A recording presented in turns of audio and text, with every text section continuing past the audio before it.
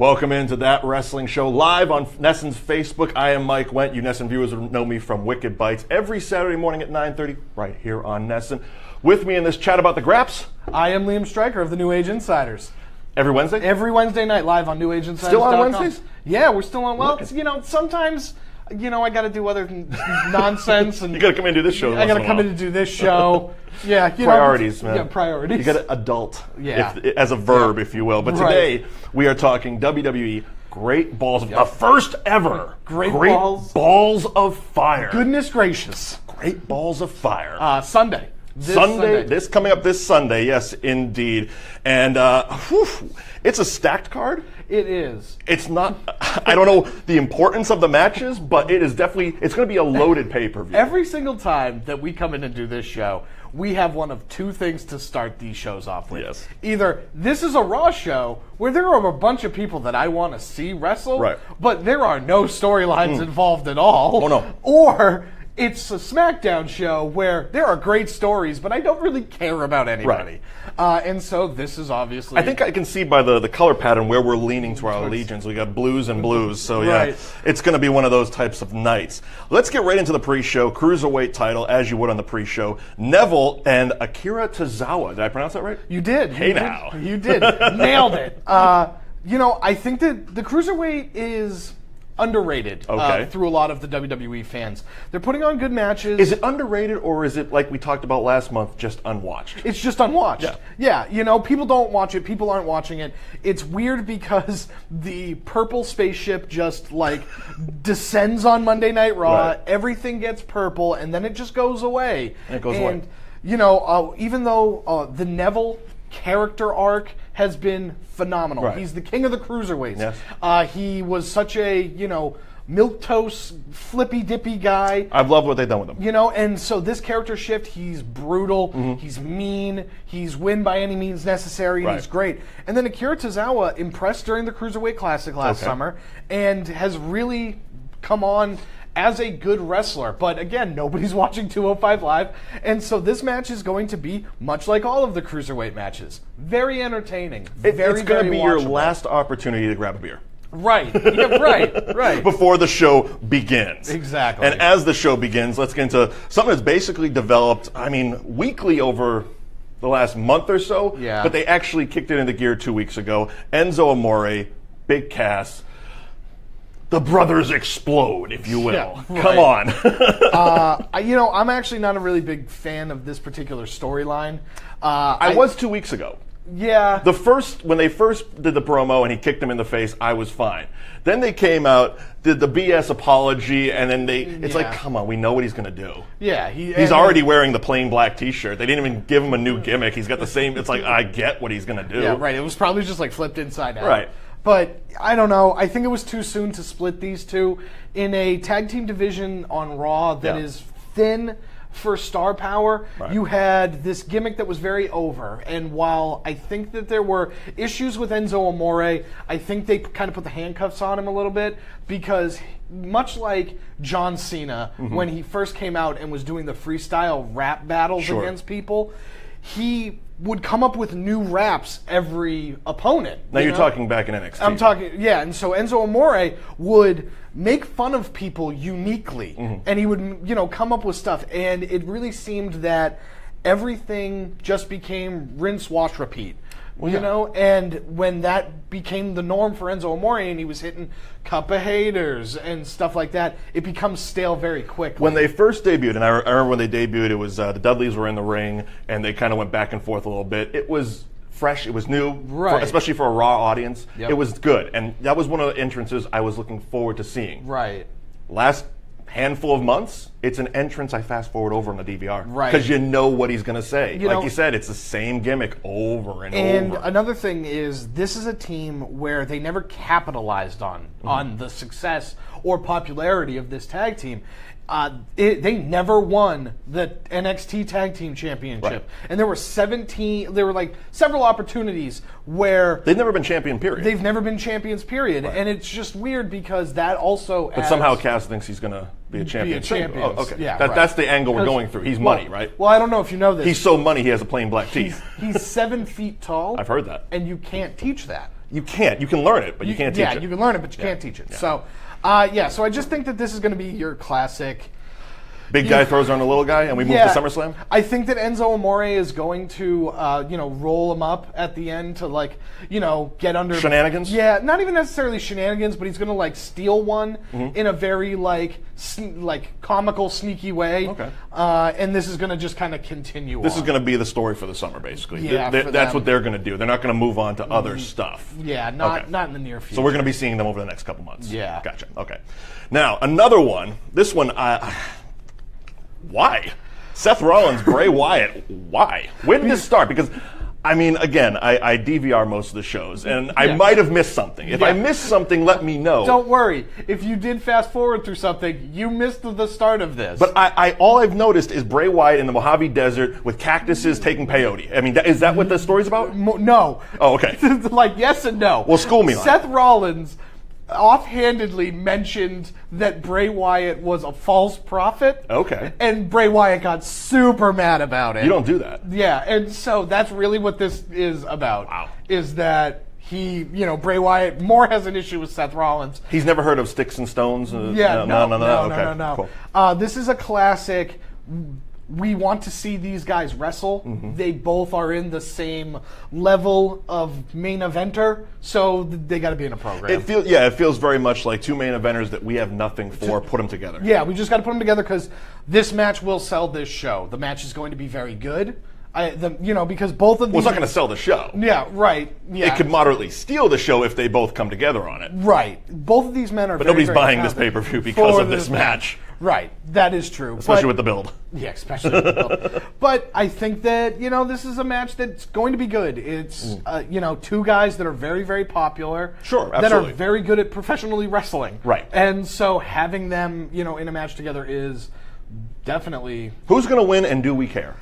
We don't care. Okay. I am going to say Seth Rollins just because... You're not going to give Bray one in a meaningless match? No, they don't give Bray anything on I get it when the match counts. Right. You build a big story and Bray loses. That's the rinse, wash, repeat gimmick of him. Right. See, but in a meaningless match, you got to give him one. Right. I think you're absolutely right, but I think Seth Rollins is closer to the next in line to face Brock. So... Last time we did this show when we talked about And he has to go through Bray Wyatt to get there? Sort of, yeah. But we had Brock Lesnar as this looming force. They had the Extreme Rules match to decide the number one contender. Sure. All of those men, with the exception of Roman Reigns, this year are going to face Brock Lesnar and lose to Brock Lesnar.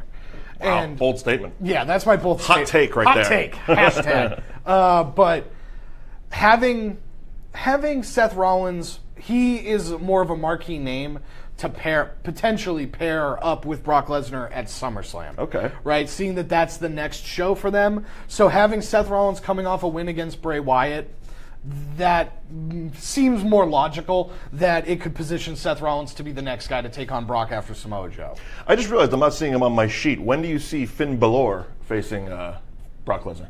I think he's going to face him at the Royal Rumble.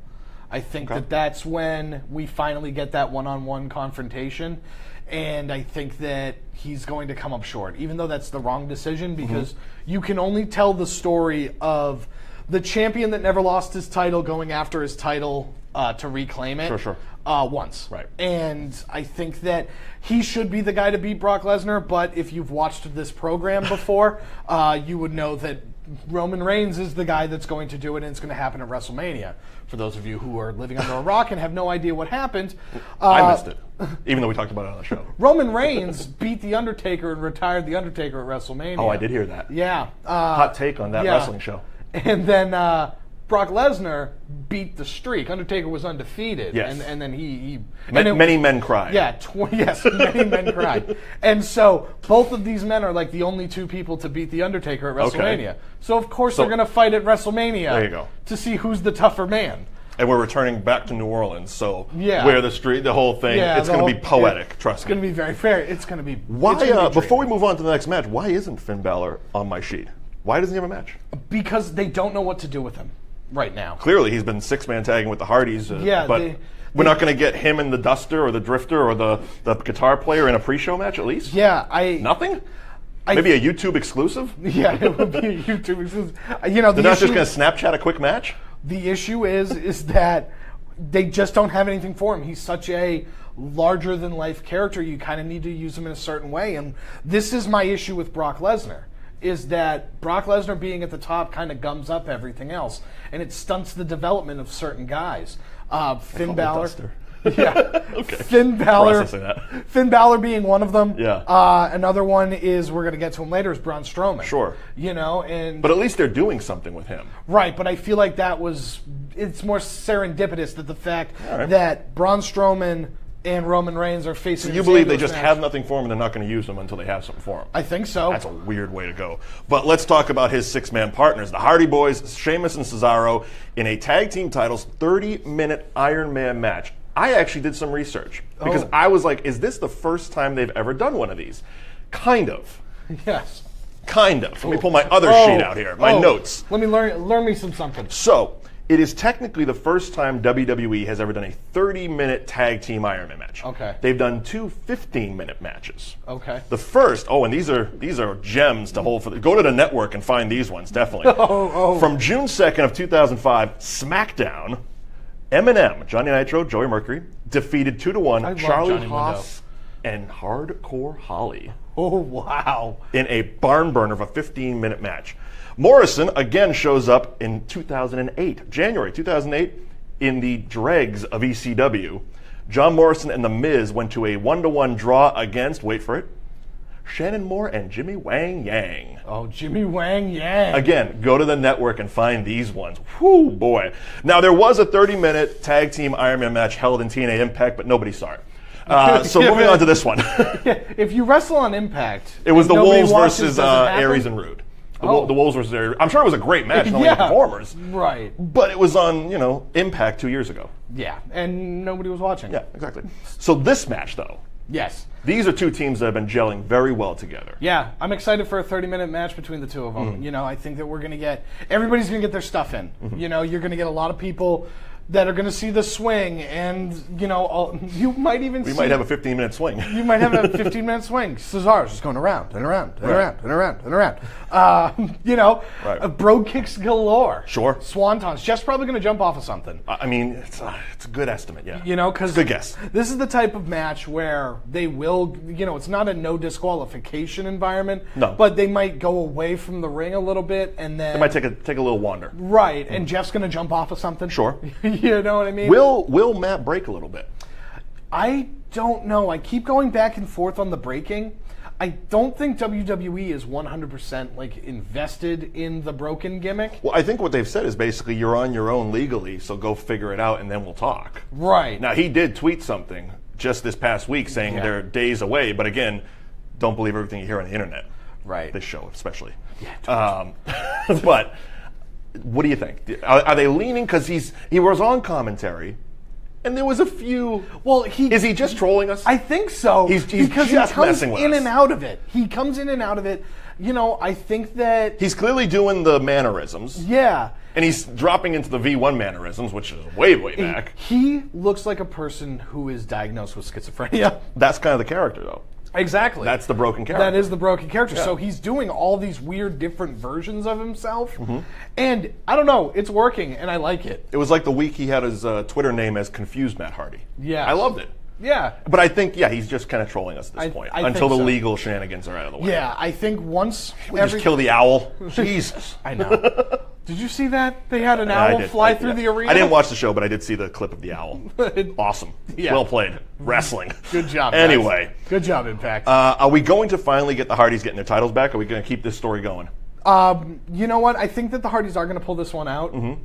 Or they're going to break. I think that it's one or the other. So it's one or the other. It's one or the other. They either break or they... There's either going to be a last-minute legal decision or they get the titles back for a couple weeks to a month. Yeah, and then we'll see what ends up happening at SummerSlam. All right. Intercontinental title match, The Miz and Dean Ambrose. This is starting to feel like Sami Zayn and Kevin Owens. They will be fighting forever. This is a tale But nobody remembers it. Yeah, right. I keep forgetting, Dean Ambrose is on this show. That's right. This is a tale of two performers for me. Yeah. I think that The Miz, Mike Mizanin, has developed into one of, and it's, it's in his gimmick and all this other stuff, one of the most must-see superstars on Raw.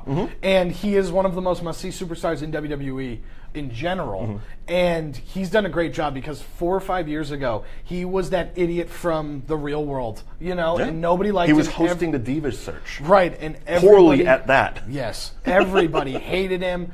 They just hated him for all of the wrong reasons. Now people hate him for all of the right reasons. Absolutely.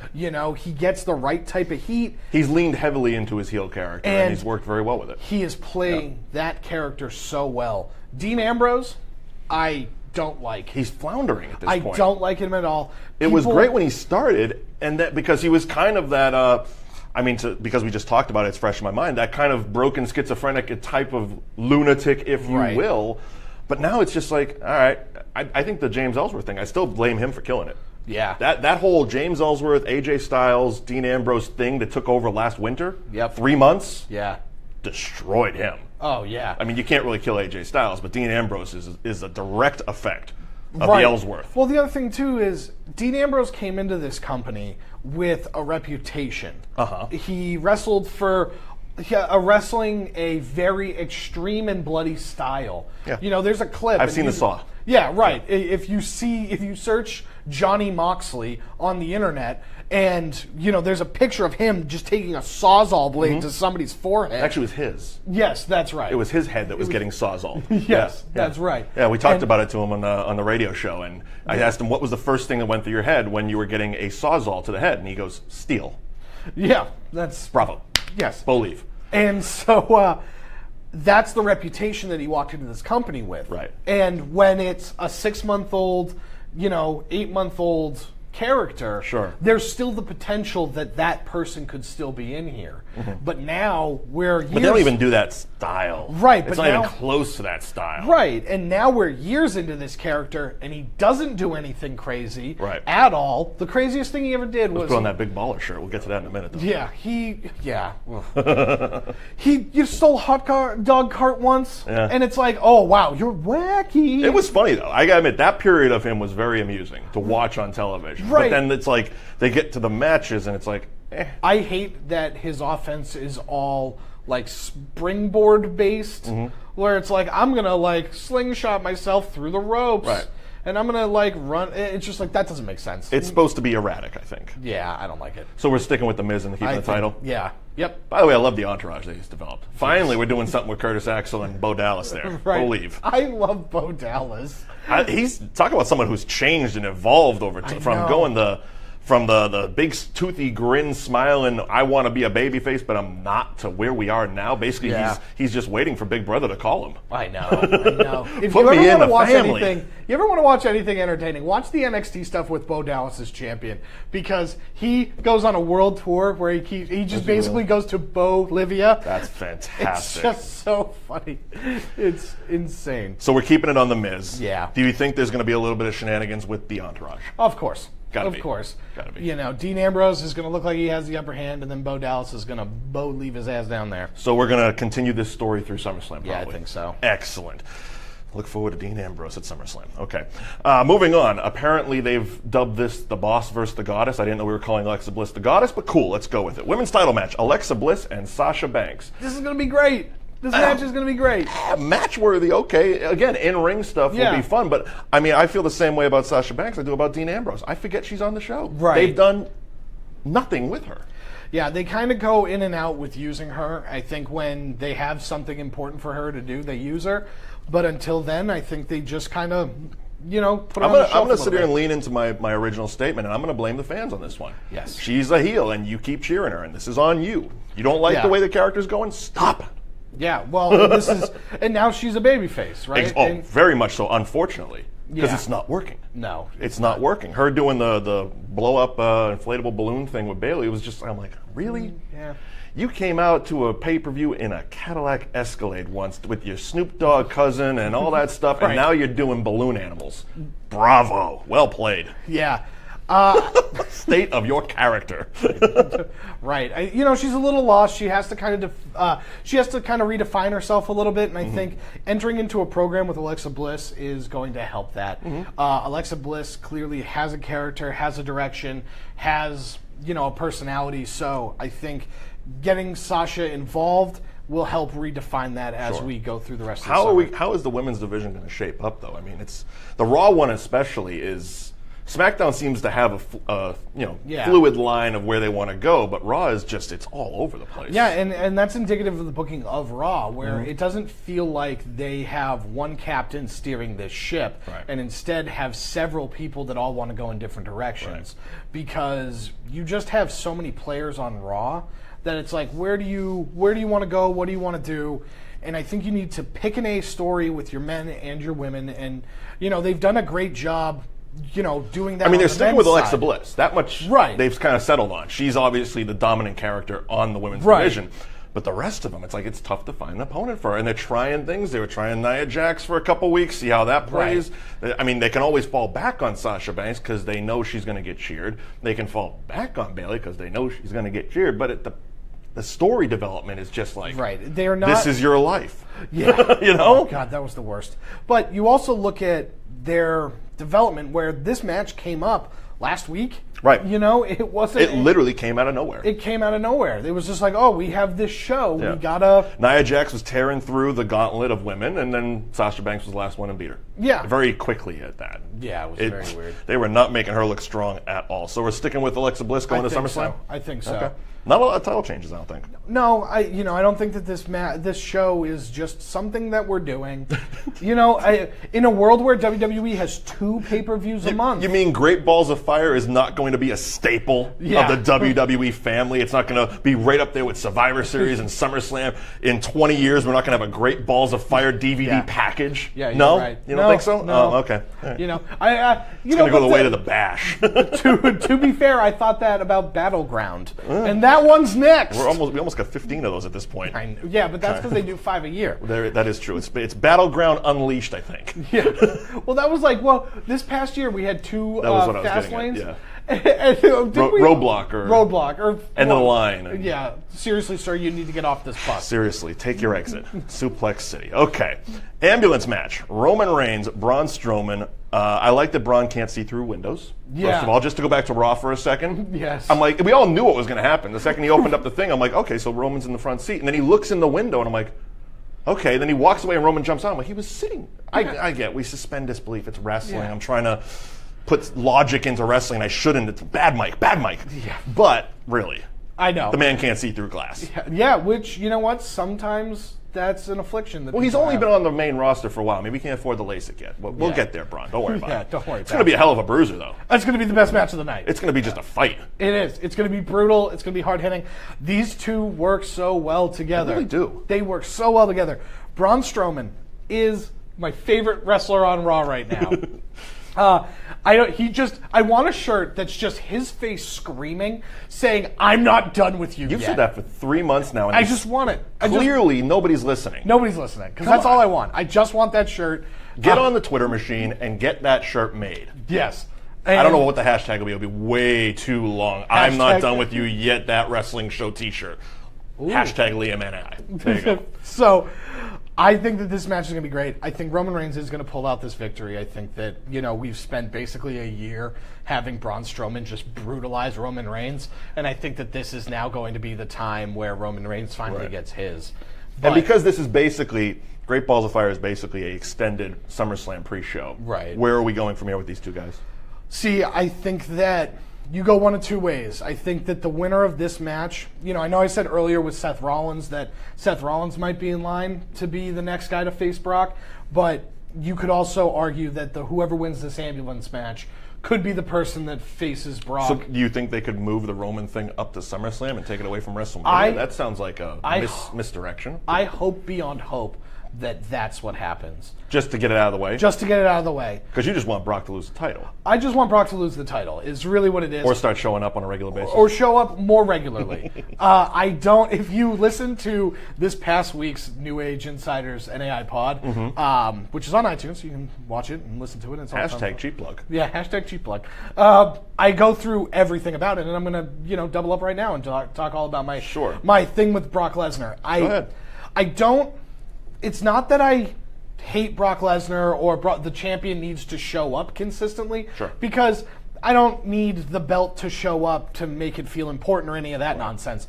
But Brock Lesnar was brought on in a time where you didn't have a defined main event. Okay. And so Brock Lesnar took the title off of TV while the rest of those guys stayed on TV to kind of sort it all out. Right. Now, a year and a half, 2 years later, we have that main event. Bray Wyatt, Seth Rollins, Roman Reigns, Samoa Joe, Finn Balor. That's your main event.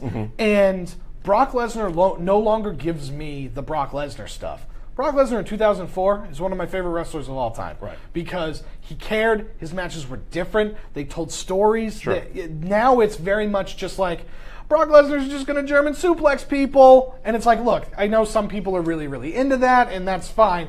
It just doesn't do it for me, especially when the next Brock Lesnar in Braun Strowman is on this show. And that guy... but like we just said, he's just shown up.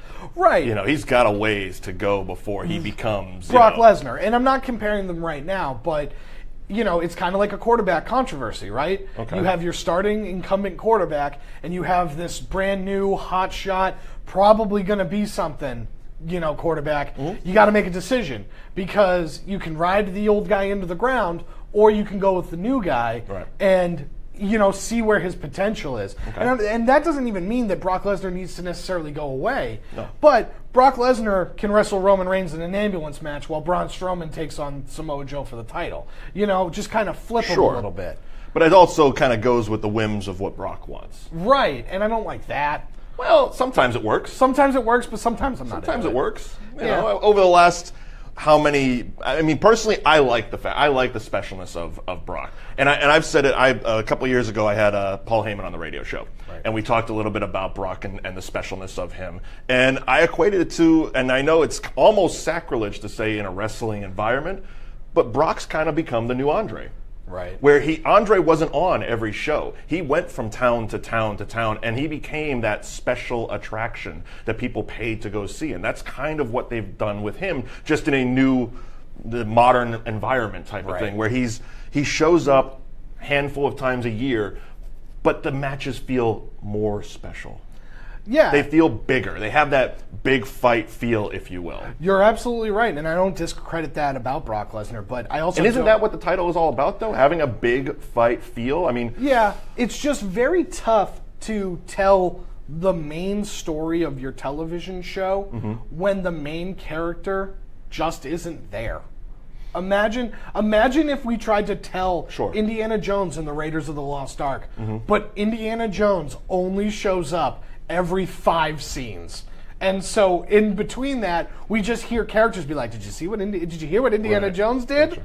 Oh, Indiana Jones, he's off doing that thing. And it's just like, that's not an entertaining movie. Right. I absolutely see what you're saying. I see both sides of that coin. Right, and so like I said, I don't need Brock Lesnar to go away, but if Brock Lesnar is just going to descend onto this product for a certain amount of time, he's just going to show up for Great Balls of Fire. He didn't show, it doesn't matter what Brock Lesnar's doing because it's going to be fun and it's going to be great and it's going to be scary. But so we've kind of moved on to the Brock and Samoa Joe match. Yeah, we kind of have. Yeah. I think Roman Reigns wins just because I think I've watched this show and having Roman Reigns win is he's going to finally get just to wrap up the ambulance match. Just to wrap up this Braun Strowman Roman Reigns thing. Gotcha. Okay. But I do think that one thing that WWE really needs to think about utilizing is every wrestler on their roster should have one guy they just can't beat, right? And so, CM Punk always got over on John Cena. There was this man, his name's Phil Brooks. He's an MMA fighter. Very good. It was a very, very short career. But John Cena never could get over on CM Punk. Right. So that eventually we built to this story where, oh my God, John Cena has never beaten CM Punk one-on-one for anything important. Okay. And so now it made their last confrontation so much bigger because it was a right to face The Rock at WrestleMania. Gotcha. And he was able to do it. And so if, like, Roman Reigns, everybody hates the fact that Roman Reigns just beats everybody. And it's like, well, if Braun Strowman is the guy that he just can't beat, eventually you have a compelling story for Roman Reigns because Roman Reigns isn't just a guy that beats everybody because he can't beat this guy. They also got to let that go a bit. But that was a couple shows ago where we beat up the fans. Anyway, Universal Championship, Brock Lesnar, Samoa Joe. Let's actually get into the match and not just your blind hatred for Brock Lesnar. This match is going to be brutal, hard-hitting, and awesome. I think the last couple weeks especially, I think they've done a great job of building Joe as a absolute scary monster, credible threat. If you're going to he still wears my grandfather's bathing suit to the ring, but that's a whole other story. If you're going to insist on doing the Brock Lesnar versus Roman Reigns at WrestleMania, and Brock Lesnar is going to beat all of the men that were in that fatal 5-way at Extreme Rules, you have to make them all look incredible in their losses. Sure. WWE, to their credit, has made Joe look like a monster and on the level of Brock Lesnar. I agree. This is not going to be a squash match. This is not going to be anything close to a decisive Brock Lesnar win. Samoa Joe, at points in this match, will look like he's going to win this thing, which is the best way to watch wrestling. Because if you honestly think that the guy has a shot in the middle of the match, that's just it. It doesn't feel like a normal, as we would call it, Brock Lesnar match. Over the last few years that we've been conditioned to believe that Brock's showing up. Brock's going to, as you said, he's a German suplex, F5, done. He's gone. He's not paid by the hour. This feels like Joe has a chance. Right. And that's all that I want. That's all that I'm looking for. And I think Samoa Joe does have a fighting chance. You just believe in hope. I do. I am a hopeful person. All right. You believe in hope. But you don't believe Joe's going to win the championship. I don't believe Joe's going to win the championship. He's looked like an absolute monster. You don't believe Brock's first title defense with the Universal Championship, his loss is going to come at Great Balls of Fire? Yeah, I don't think so. I just don't. For all of the reasons. Right. All of those reasons. I'm firmly... Besides the silly name. Yeah, and the night after, besides the name. Right. The night after WrestleMania, Samoa Joe Brock Lesnar and Paul Heyman stood in the middle of that ring and laid out the challenge for next year. Paul Heyman said, he's the one in 22 and 1, and you're the other. You're the other one. You're the other one. So I think it's 23 and 2 or 23 and whatever the thing is. Math. But Rasslin show. They're going to go at each other at WrestleMania. It evolves around The Undertaker at WrestleMania. Sure. They're going to fight at WrestleMania to see who the best person at WrestleMania is. Can we get The Undertaker as a special guest timekeeper of that match? Yeah. Okay. Only if he dyes his hair. Okay. Like, I just want him to have gray hair. Like, he's maintained, like, black. Old man Taker. Yeah, just like, right. He's an old lawman. There you go. About to ride off into the sun. He's actually playing a dead person. Yeah, right. He is the personification of death. Overall, what's your general takeaway? What do you think Great Balls of Fire is going to leave with you? I think that Great Balls of Fire is going to kind of be a C+B show. I don't think that it's going to wow people by any stretch of the imagination. The only thing that might make this a oh wow, OMG moment is if they pull the trigger on Samoa Joe, which I don't think they will. But WWE has... It has happened before. I mean, I was watching Fastlane with you guys. Yeah. And nobody thought Goldberg was going to win. Yeah, nobody thought Goldberg was going to win. But having Samoa Joe beat Brock Lesnar could be potentially that OMG moment because that sends everybody home with a good feeling in their heart, a wow moment. Got them off the couch after 4 hours. Yeah, right. They're surprised that it happened because WWE, to their credit, in this 2 pay-per-view system, has done a great job with giving you one thing, at least one thing, each show to take away from each show. And so Samoa Joe winning could be one of those. Braun Strowman putting Roman Reigns through the ambulance I like that, actually. Is potentially one, but other than those 2 moments, I don't see any other potential OMG moments. Gotcha. You don't see a big moment coming out of Enzo and Cass? Yeah. No. unless they decide to team up and fight evil and solve mysteries or something. Okay, they become Scooby-Doo. Yeah, they become Scooby-Doo. Gotcha. So. Okay. Now something off WWE. Yes. That happened this past weekend. Am I correct? Yes. Okay. New Japan Pro Wrestling G1 USA Special. Is that what Yes. it's called officially? All right. So I got the times. Before I get into it, before I let you get into it, there is a encore presentation of the first night, followed by the premiere presentation of night 2. It's on Access TV, which is spelled AXS. I don't know why I went like that. Starts today at 4:20 p.m. Yep. And continues basically for the next 12 hours. Correct. Something like that. I got my DVR set because I did not watch it live over the weekend. And as someone who doesn't watch a lot of New Japan, I've seen it on Access. Yep. Every once in a while I'll flip, see a wrestling match, I'll watch it. Okay, cool. Saw our friend Matt Taven on there a couple times, that sort of stuff. But sell me on it. Why should I got the DVR set for 420 on Access, New Japan G1 USA, but why should I sit down and invest what seems like it's going to be 8 hours of programming? Yeah. So why? Tell me. New Japan Pro Wrestling is the biggest promotion in Japan. Okay. They are the WWE equivalent of Japanese wrestling, right? And so they finally are trying to come over to the United States and install just basically a touring schedule in the United States. It started. Is this their first U.S. show? This is their first big U.S. show. Okay. I think that they've done very small pockets in the past where it's like, we've done like a VFW in Long Beach before, but like nothing. They've tagged onto it like an ROH show or something like that. Nothing like this. Nothing that was 2-night tournament, crown a champion. New title. A new title, brand new title, so we'll get to that. Beautiful belt, by the way. It's beautiful. It's a really nice looking belt. The reason why you should watch it is WWE fans in general get very fickle and get very mad. We've talked about it on this show before.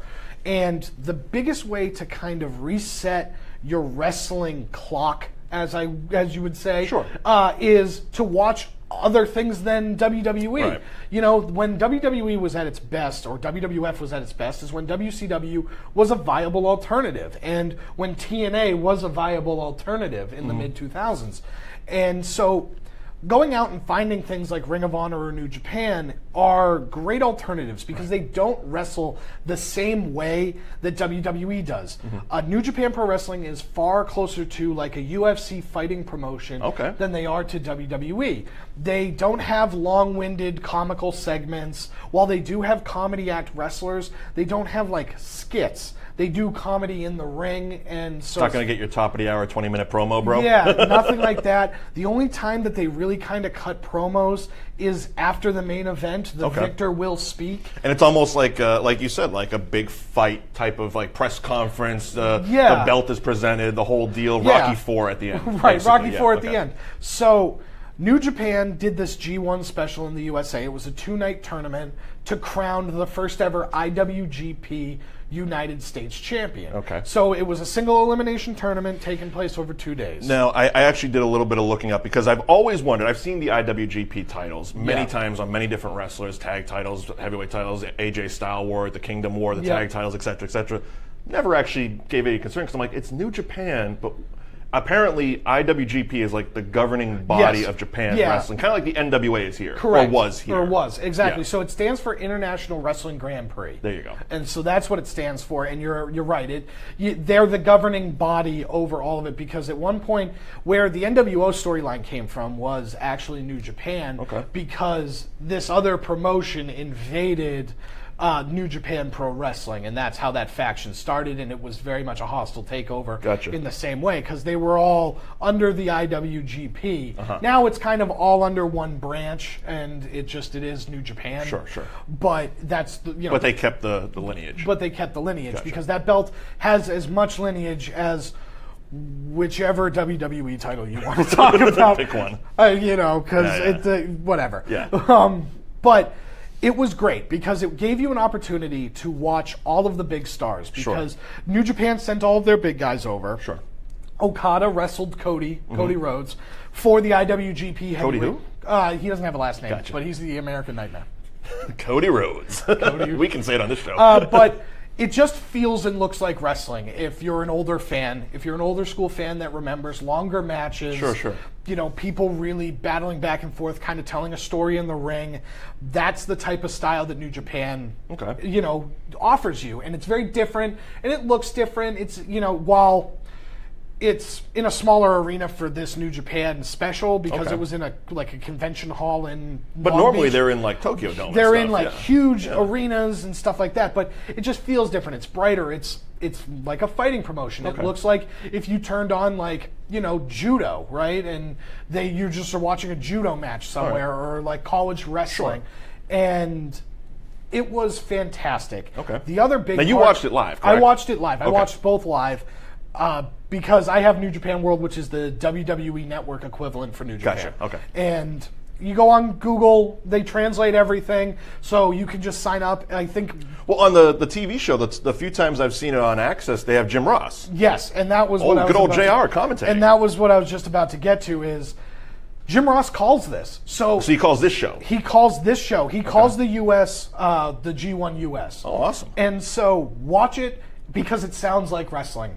Jim Ross is going to remind you why you liked wrestling in the first place if you have fallen out of favor with the WWE product as it currently stands. Or if you just need an alternative. And it's palate cleanser. Because Jim Ross doesn't call all of them, right? Sometimes it is the Ring of Honor, like their commentary team that does do it. This specific 8 hours of wrestling is Jim Ross. Is Jim Ross.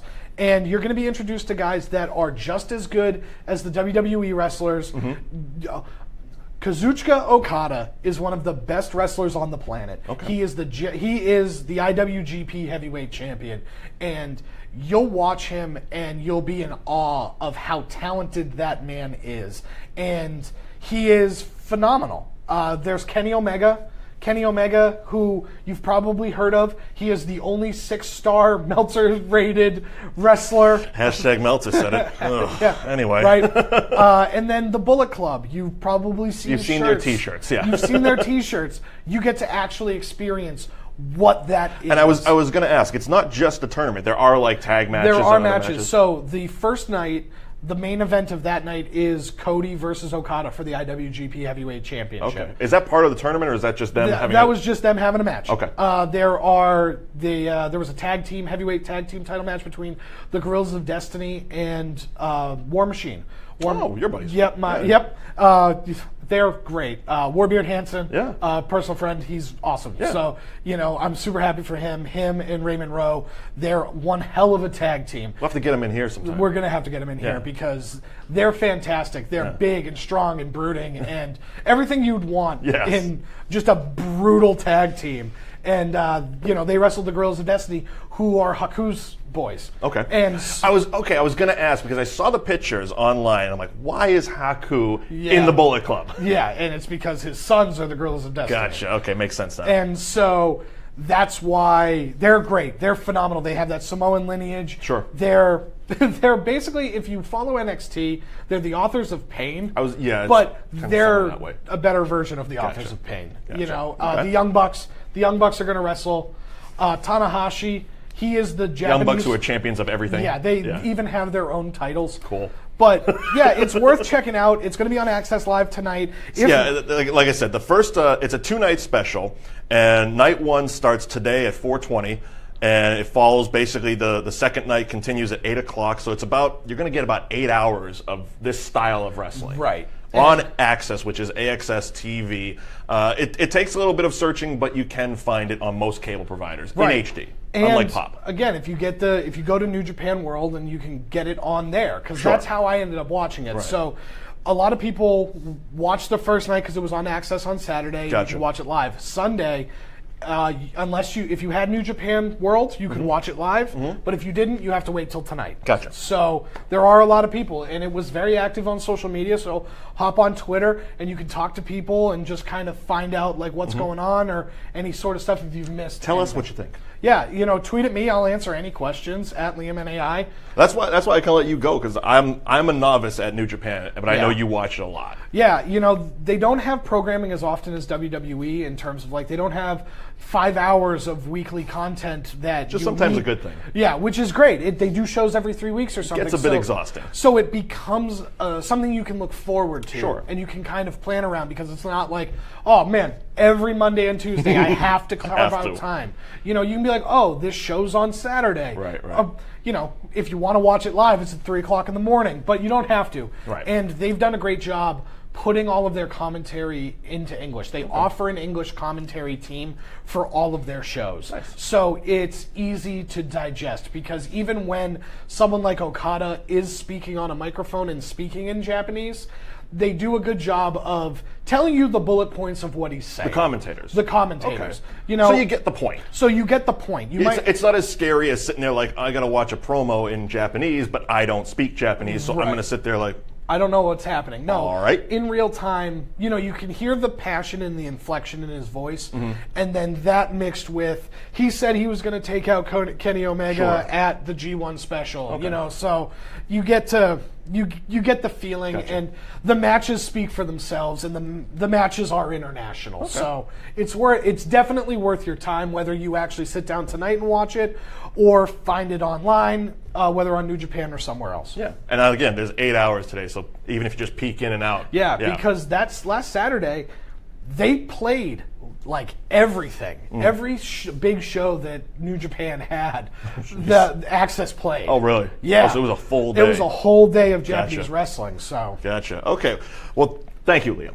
Thank you very much. Now, let's get into some fun stuff. Yes. Okay? Yes. The Rasslin Rant. Today we're doing celebrity appearances, the good, the bad, and the damn ugly. Yeah. Because the past couple weeks, WWE has leaned heavily into celebrity appearances. One was horrendous, one was forgettable, and one I actually enjoyed. Okay. All right, I'm going to start with the one that's forgettable, just to remind you. Josh Duhamel. Showed up on commentary. Josh Duhamel is an actor who I actually like. I enjoyed him in the show Las Vegas with James Caan. He was in Transformers? That was kind of what they were promoting. Transformers was just coming out. He also just signed on to direct the next WWE Studios film. Okay. So that's the connection there. There you go. The problem with this type of situation, he openly put on his microphone and said, "This is the first time I've ever seen WWE." God. Right. So you know how this is going to go. Right. And it went just that way. It's very forgettable. Most of you probably like, oh yeah, he did do that, didn't he? Right.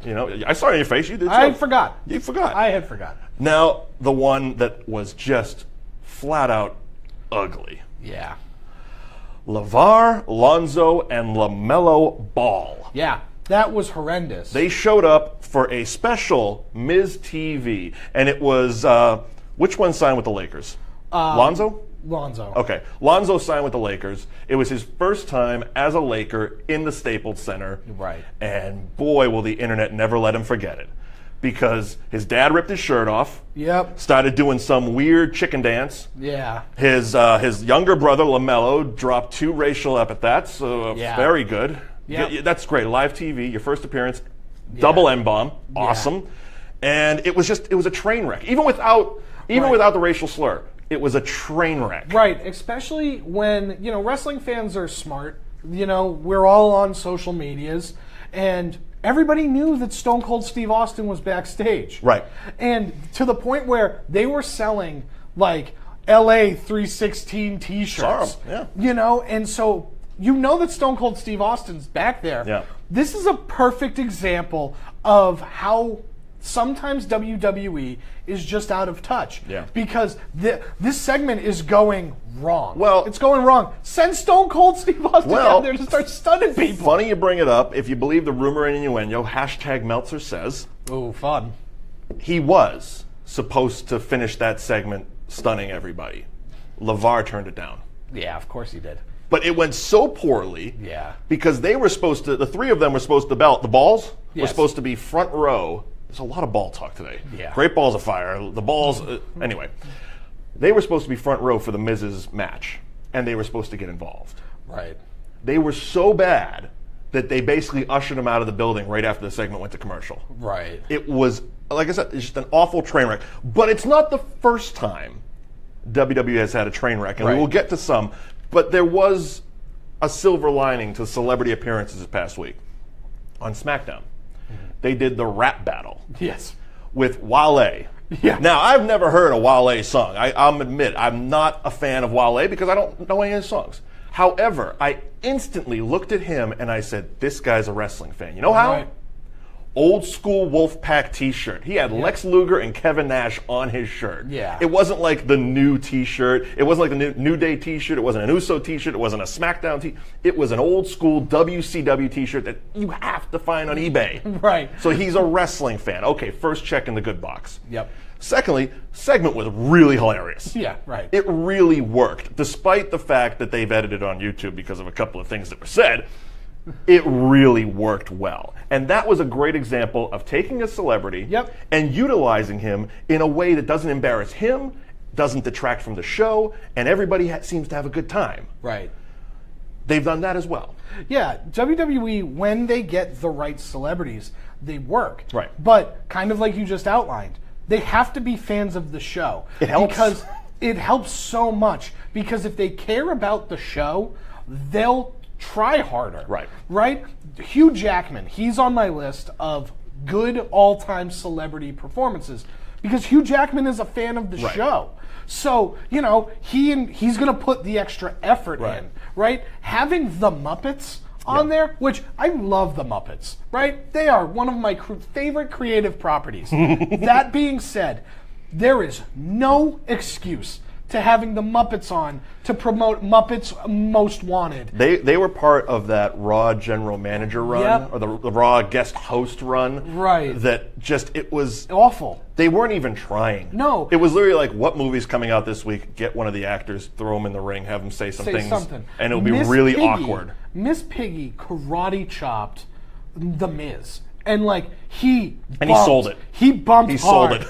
And it's like, I'm willing to suspend my disbelief. Okay. But just like in a movie, if all of a sudden we're watching Braveheart and in the final climactic battle, aliens all of a sudden come down, a sock puppet. Right. And then the British and the Scottish team up to fight the aliens, and that's how Braveheart ends.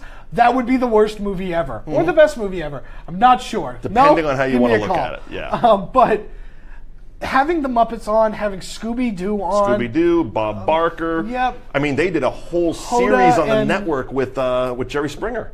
Right. Too Hot for TV, even though all the clips they showed were on TV. Yeah.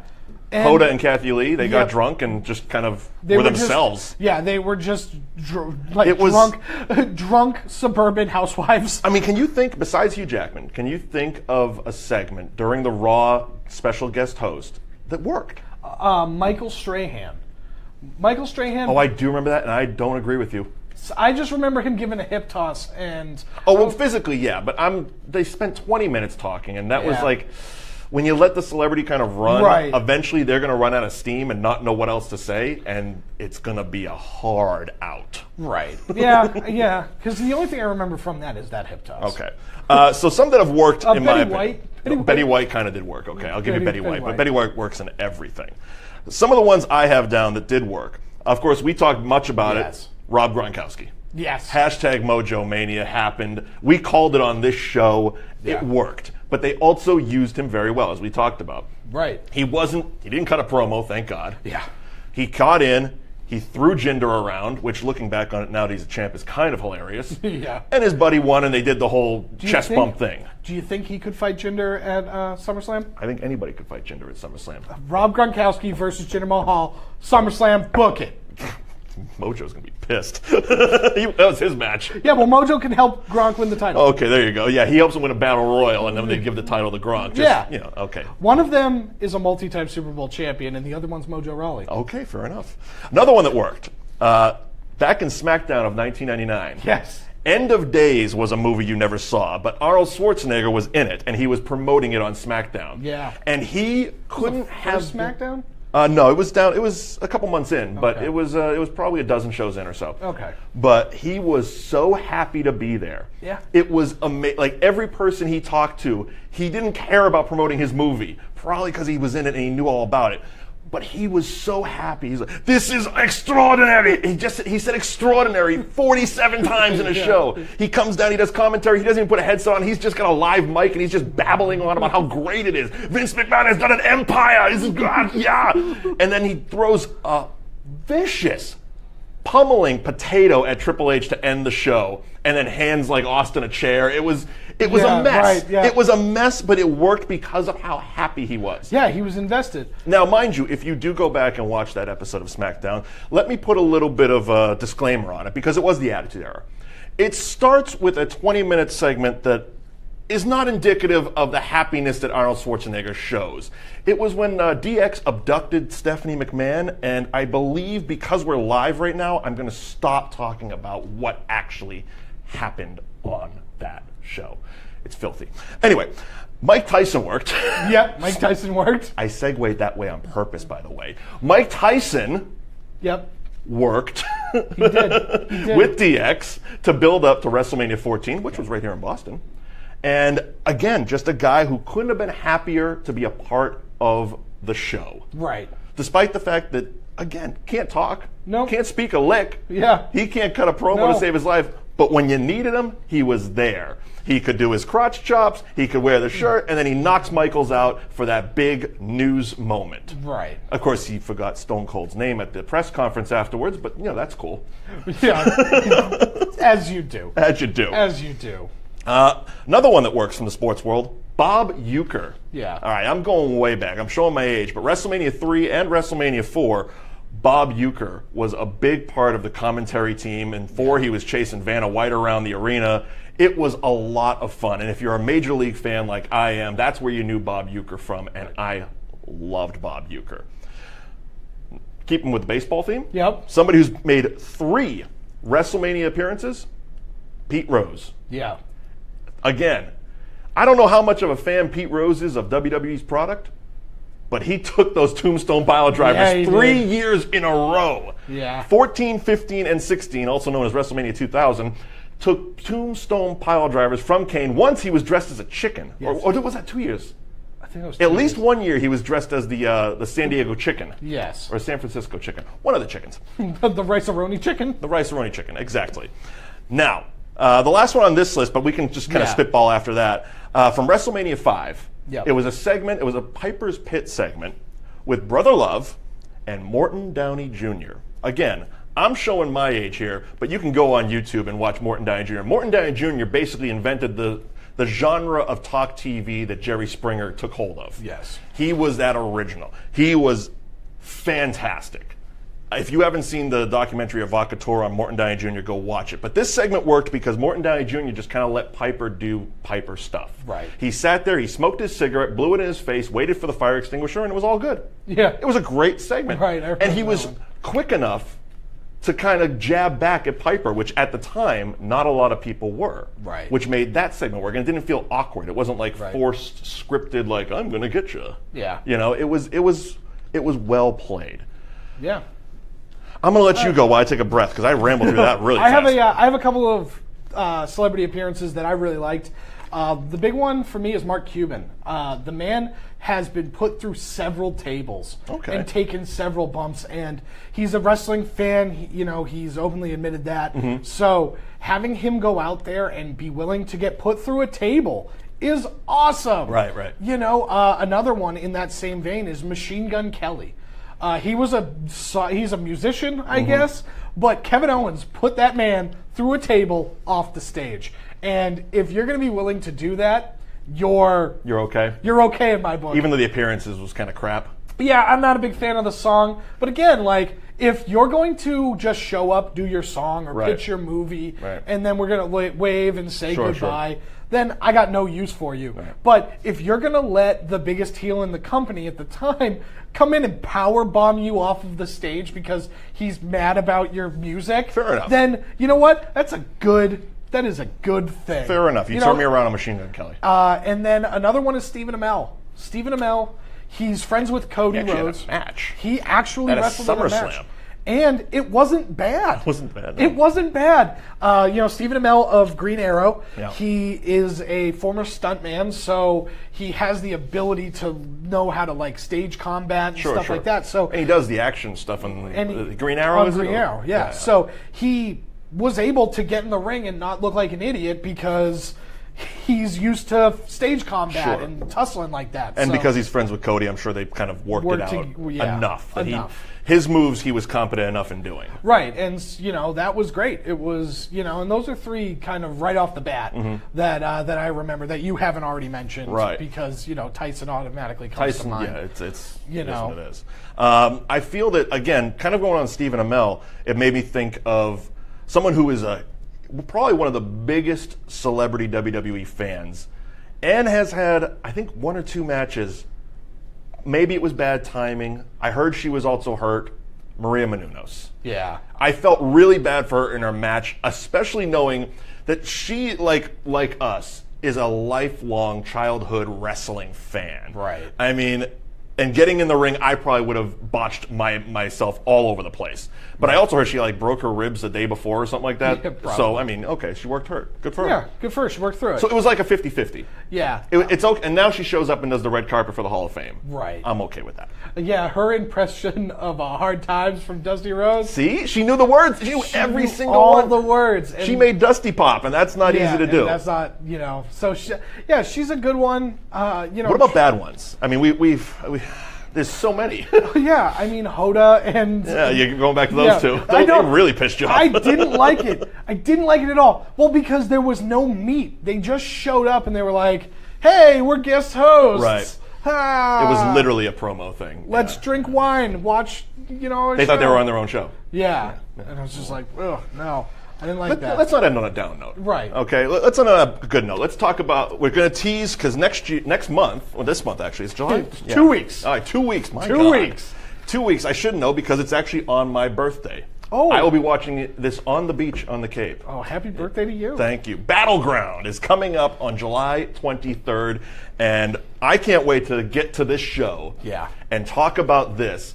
But all I'm going to say is, a couple months ago, when they were doing the House of Horrors match, we laid it out because when we were promoting that, we didn't know what it was going to be. And we said, this is either going to be awesome or it's going to be the Punjabi prison match. And on my birthday, thank you, WWE. Thank you. We are getting a Punjabi prison match, the 3rd ever. Yeah.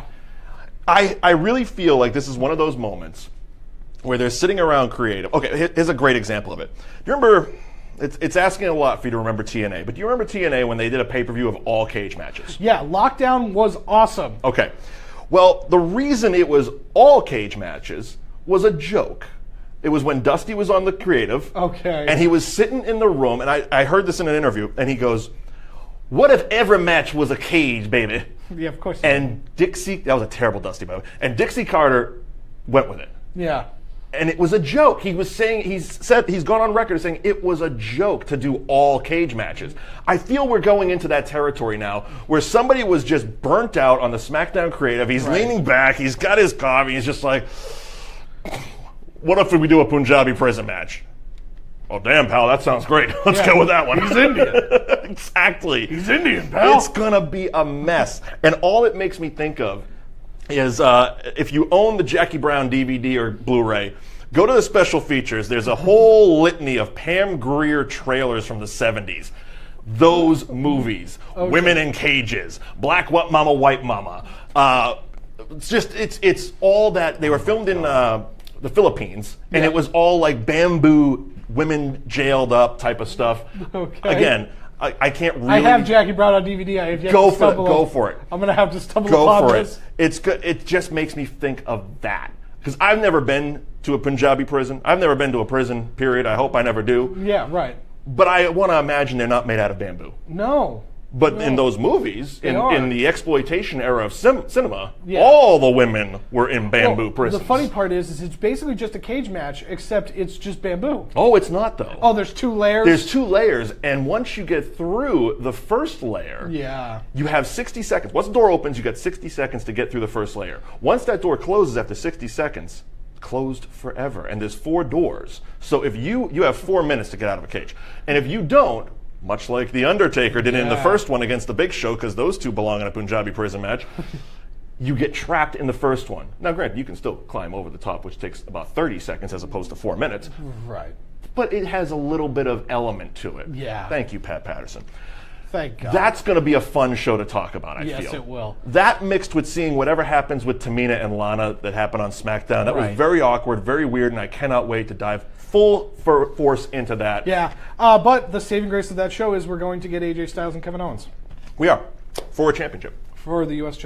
title. Fantastic. But that is going to happen on July 23rd. Yep. Sunday night, Great Balls of Fire. I can't wait. It's going to be fun. Follow us on Twitter, at Mike Wendt, at Liam NAI. We'll be tweeting with the show, probably intoxicated. Thank you for joining us on That Wrestling Show here on NESN, and we will see you next time. Stage freeze. Goodbye, everybody.